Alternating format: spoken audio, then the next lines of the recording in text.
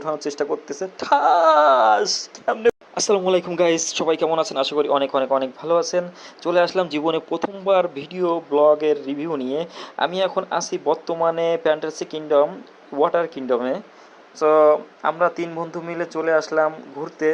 তো জীবনে প্রথমবার ব্লগ, কোনো কিছু জানি না, কোনো কিছু বুঝি না, কীভাবে ভিডিওতে কথা বলতে হয় কিছুই জানি না। শুধু একটা সেলফি স্টিক হাতে নিয়ে ভোম্বলের মতো আর কি ঘুরতেছি।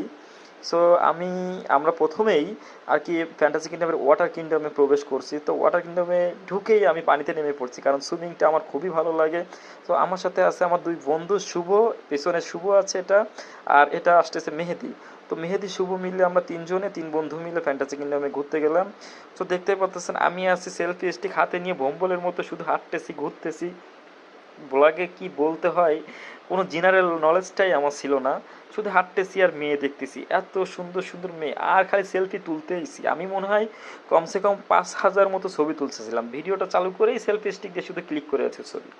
আর মনে মনে ভাবতেছিলাম এত সুন্দর সুন্দর পরী, এইখান থেকে যদি একটা পরী নিয়ে যেতাম। জীবনে প্রথমবার, 2020 সালের ঘটনা। তো একবারে পিওর সিঙ্গেল, দেখতেই পাচ্তেছেন কোনো গার্লফ্রেন্ড নাই। গার্লফ্রেন্ড থাকলে কি বন্ধুদের নিয়ে আসতাম পার্কে। সো হাঁটতেছি আর মেয়ে দেখতে, না মেয়ে না সরি পরী দেখতেছি।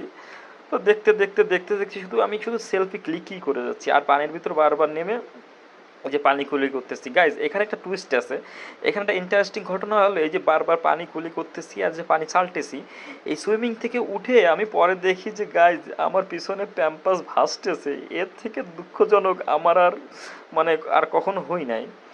যাই হোক, আসল কথায় আসি। এখন কথাটা হলো গাইজ, এই যে পানির ভিতর আমি খালি এই যে ডুবাচ্ছি, মানে ডুব দিচ্ছি আর এই যে সেলফি তুলতেছি, ডুব দিচ্ছি আর সেলফি তুলতেছি। আসলে আমার বাকি আর কি যে বলতে হয় ব্লগে, এরকম কোনো ধারণাই ছিল না। সবাই শুধু তার যার যার গার্লফ্রেন্ডকে নিয়ে আর কি ঘুরতেছে। দেখেন এক ভাই তার গার্লফ্রেন্ডকে উঠানোর চেষ্টা করতেছে, ঠাস কেমনে পড়ে গেল, চিট পঠাং।